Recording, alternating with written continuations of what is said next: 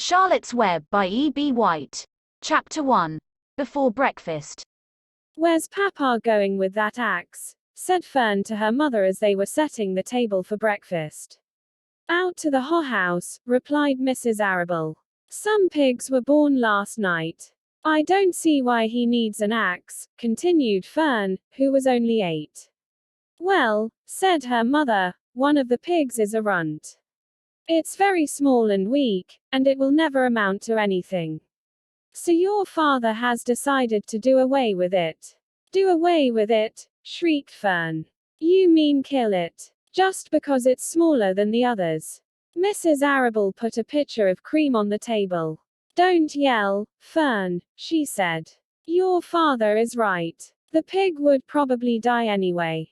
Fern pushed a chair out of the way and ran outdoors. The grass was wet and the earth smelled of springtime. Fern's sneakers were sopping by the time she caught up with her father.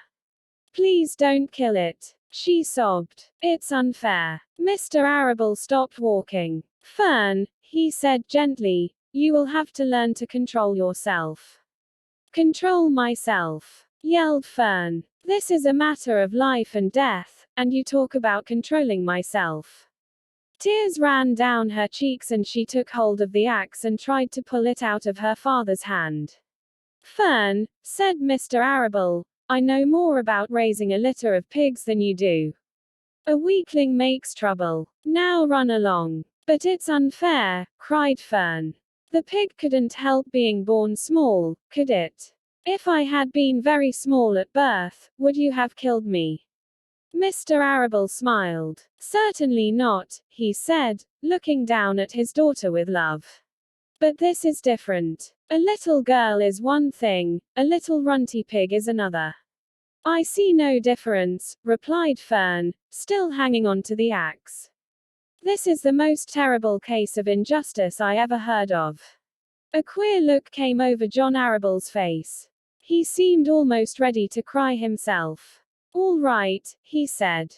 "You go back to the house and I will bring the runt when I come in. I'll let you start it on a bottle, like a baby. Then you'll see what trouble a pig can be." When Mr. Arable returned to the house half an hour later, he carried a carton under his arm. Fern was upstairs changing her sneakers. The kitchen table was set for breakfast, and the room smelled of coffee, bacon, damp plaster, and wood smoke from the stove. "Put it on her chair," said Mrs. Arable. Mr. Arable set the carton down at Fern's place. Then he walked to the sink and washed his hands and dried them on the roller towel. Fern came slowly down the stairs. Her eyes were red from crying. As she approached her chair, the carton wobbled, and there was a scratching noise. Fern looked at her father. Then she lifted the lid of the carton. There, inside, looking up at her, was the newborn pig. It was a white one. The morning light shone through its ears, turning them pink. "He's yours," said Mr. Arable. "Saved from an untimely death. And may the good Lord forgive me for this foolishness." Fern couldn't take her eyes off the tiny pig. "Oh," she whispered. "Oh, look at him. He's absolutely perfect." She closed the cannon carefully. First she kissed her father, then she kissed her mother. Then she opened the lid again, lifted the pig out, and held it against her cheek. At this moment her brother Avery came into the room. Avery was 10. He was heavily armed, an air rifle in one hand, a wooden dagger in the other. "What's that?" he demanded. "What's Fern got?" "She's got a guest for breakfast," said Mrs. Arable. "Wash your hands and face, Avery." "Let's see it," said Avery, setting his gun down. "You call that miserable thing a pig?